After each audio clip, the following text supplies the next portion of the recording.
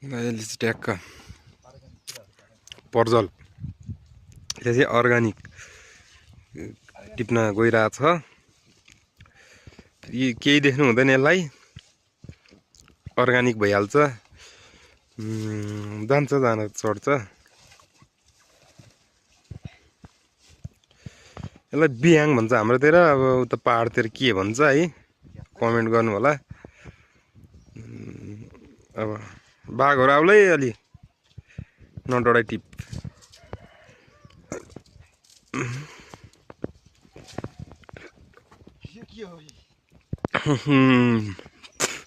लिएर आइज के रहेछ हेरौँ।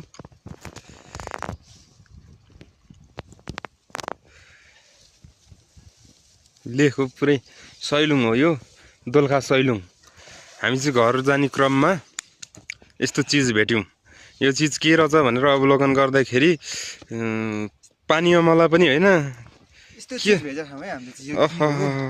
हो त यो? यस्तो राम्रो छ बवाल रातो ओहो नखा मरिन्छ होला। खोइ यस्तो राम्रो सजाउन लिएर जाने हो कि यसलाई त।